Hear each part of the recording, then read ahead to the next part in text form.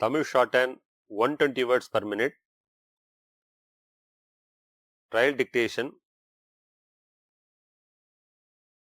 Get ready. 10 seconds. 5 seconds. Start. மாண்புமிகு பேரவைத் தலைவர் அவர்களே, சாதாரண விவசாய குடும்பத்தில் பிறந்த எனக்கு இந்த சட்டமன்ற பேரவையில் உரையாற்றும் அரிய வாய்ப்பை வழங்கிய தங்களுக்கும் எதிர்க்கட்சி தலைவர் அவர்களுக்கும் முதற்கண் நன்றி கூற விரும்புகிறேன். வரவு செலவு திட்ட பொது விவாதத்தில் பல்வேறு பொருள்கள் குறித்து மாண்புமிகு உறுப்பினர்கள் ஆக்கபூர்வமான கருத்துக்களை கூறி இருக்கிறார்கள். அந்த வகையில் எனது கட்சியின் சார்பில் ஒன்றிரண்டு கருத்துக்களை இம்மாமன்றத்தின் கவனத்திற்கு கொண்டுவர ஆசைப்படுகிறேன். முதலாவதாக, நீர்ப்பாசனத்துறை குறித்து ஒரு சில கருத்துக்களை குறிப்பிட விரும்புகிறேன். நமது மாநிலத்தில் ஓடும் ஆறுகளை இணைப்பது நமது எதிர்கால தேவைகளை பூர்த்தி செய்ய அவசியமாகும். அந்த வகையில் நதிநீர் இணைப்பு பணிகளில் அரசு போதிய வேகம் காட்டவில்லை என்ற கருத்தினை முன்வைக்க விரும்புகிறேன். நான் காவிரி படுகையை சேர்ந்தவன் என்பதால் நீர்ப்பாசனத்தின் முக்கியத்துவம் குறித்து நன்கு அறிவேன். எனவே நதிநீர் இணைப்பில் இந்த அரசு கூடுதல் கவனம் செலுத்த வேண்டுமென்று அன்போடு கேட்டுக்கொள்கிறேன். அடுத்தபடியாக, காவிரி ஆற்றின் குறுக்கே 2 இடங்களில் தடுப்பணைகள் கட்ட வேண்டும் என்று இந்த நேரத்தில் வேண்டுகோள் வைக்க விரும்புகிறேன். அப்படி செய்தால் மழை அதிகமாக பெய்யும் ஆண்டுகளில் சுற்றுப்புற மாவட்டங்களில் பல கூட்டு குடிநீர் திட்டங்களை நாம் செயல்படுத்த முடியும் என்பதை சுட்டிக்காட்ட விரும்புகிறேன். கடந்த பல வருடங்களாக மழை இல்லாததால் கோவை உள்ளிட்ட மாவட்டங்களில் உள்ள விவசாயிகள் பல்வேறு தொழில்களுக்கு சென்று விட்டார்கள்.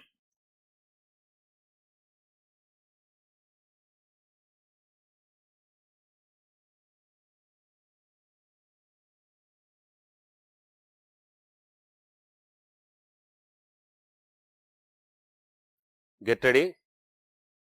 Tamil shorthand 120 words per minute. First paper. Code number of the question paper 1218. 1218.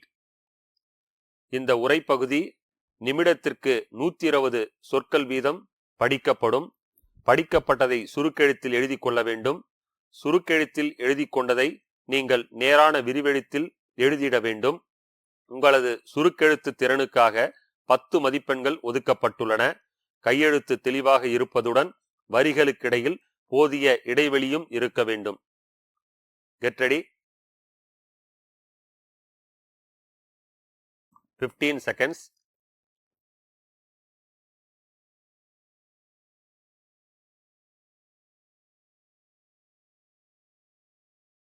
Five seconds. Start. மாண்புமிகு பேரவைத் தலைவர் அவர்களே, கூட்டுறவு மற்றும் நுகர்வோர் பாதுகாப்பு குறித்த மானிய கோரிக்கை விவாதத்தில் பங்கு கொள்ள எனக்கு இந்த வாய்ப்பை வழங்கிய தங்களுக்கு முதற்கண் என் நன்றியை தெரிவித்துக் கொள்கிறேன். நோயற்ற வாழ்வே குறைவற்ற செல்வம் என்பது நாம் அடிக்கடி சொல்லும் ஒரு பழமொழி. நோயில்லாத வாழ்க்கைக்கு நாம் எடுத்துக்கொள்ளும் உணவு அடிப்படையாக விளங்குகிறது என்று சொன்னால் அது மிகையாகாது. அந்த வகையில் 50 வருடங்களுக்கு முன் நாம் கடைபிடித்த வாழ்க்கை முறை வேறு. அரிசி உணவை விட சோளம், கேழ்வரகு, சாமை போன்ற பல்வேறு சிறு தானியங்களால் செய்யப்பட்ட உணவை நாம் உண்டு வந்தோம். வருடத்திற்கு ஓரிரு முறை விசேஷ நாட்களில் மட்டுமே அரிசி உணவு சமைக்கப்படும். பின்னர் படிப்படியாக என்ன காரணத்தாலோ நமது உணவும் வாழ்க்கை முறையும் மாறி நாம் தினமும் விடாமல் அரிசி சோறு சாப்பிடும் நிலைக்கு வந்துவிட்டோம். உடல் உழைப்பும் குறைந்துவிட்ட நிலையில் இது நமது ஆரோக்கியத்தை பாதித்ததோடு சர்க்கரை நோய் போன்ற பல நோய்களை கொண்டு வந்து விட்டது. இந்த நேரத்தில் இதை நான் குறிப்பிடுவதற்கு ஒரு காரணம் உள்ளது. நமது விவசாயிகள் விளைவிக்கும் உணவு தானியங்களில் தற்போது நெல்லே பிரதானமாக உள்ளது என்பதை நீங்கள் அறிவீர்கள். நெல்லுக்கு அதிகப்படியாக தண்ணீர் தேவைப்படுகிறது. மேலும் பலவிதமான பூச்சிகளால் தாக்குதலுக்கு உள்ளாகிறது. எனவே மழை பொய்க்கும் காலங்களில் இடுபொருள்களுக்காகவும் பாசனத்திற்காகவும் விவசாயிகள் மிகுந்த பணத்தை செலவிட வேண்டியுள்ளது. இதனால் நட்டம் ஏற்பட்டு விவசாயிகளின் வாழ்வு பாதிக்கப்படுவதோடு தினந்தோறும் அரிசி சோறு சாப்பிடுவதால் பல்வேறு பலகீனங்களும் மக்களுக்கு ஏற்படுகின்றது. எனவே நான் ஒரு கருத்தை மாமன்ற உறுப்பினர்களின் கவனத்திற்கும் இந்த அரசின் கவனத்திற்கும் கொண்டு வர விரும்புகின்றேன். சிறு தானியங்களின் நன்மைகளை எத்தனையோ ஆய்வுகள் வெளிப்படுத்தி வந்துள்ளன. சிறு தானிய உணவுகளை எடுத்துக் கொள்வதால் உடல் இயக்கம் சீராவதுடன் நுண் கிருமிகளின் பாதிப்பு குறைகிறது. சர்க்கரை நோய், இரத்தத்தில் கொழுப்பு சேர்தல் போன்றவை குறைகிறது என்றும் ஆய்வுகள் தெரிவிக்கின்றன.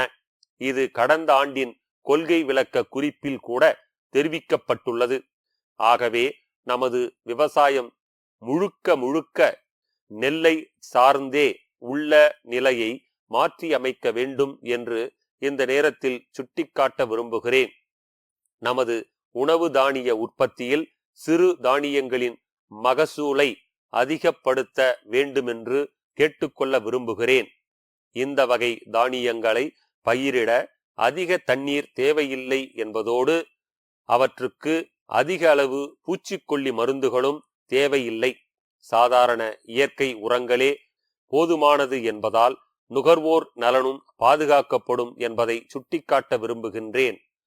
விவசாயத்திற்கான செலவும் குறையும் என்பதையும் அரசு கவனத்தில் கொள்ளும் என்று நம்புகிறேன்.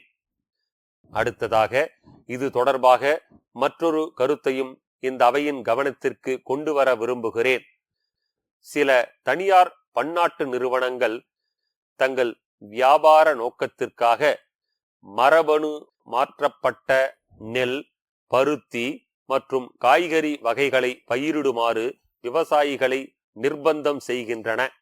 இந்த இரகங்களின் விதைகளை விவசாயிகள் உற்பத்தி செய்ய முடியாது.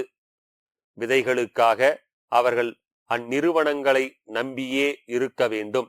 இத்தகைய மரபணு மாற்று உணவு பயிர்களால் நம் உடலுக்கு பெரும் தீமை ஏற்படுவதால் உலகின் பல நாடுகளில் அவை தடை செய்யப்பட்டுள்ளன. எனவே இத்தகைய பயிர்களை நமது மாநிலத்தில் பயிரிட அனுமதிக்க கூடாது என்று நான் அரசை மெத்த பணிவுடன் கேட்டுக்கொள்ள விரும்புகிறேன். நாம் ரசாயன உர பயன்பாட்டை குறைத்து இயற்கை முறை சாகுபடிக்கு மாறுவதற்கு ஆவண செய்ய வேண்டுமென்று நான் கேட்டுக்கொள்ள விரும்புகின்றேன். உணவு கலப்படம் தொடர்பாக பதிவாகும் வழக்குகளில் 10% பேர் மட்டுமே தண்டனைக்கு உள்ளாகிறார்கள். எனவே தவறு செய்த அனைவரும் உடனுக்குடன் தண்டனை பெற வழிவகை செய்ய வேண்டுமென்று கேட்டு வாய்ப்புக்கு நன்றி கூறி இத்துடன் என் உரையை நிறைவு செய்கிறேன்.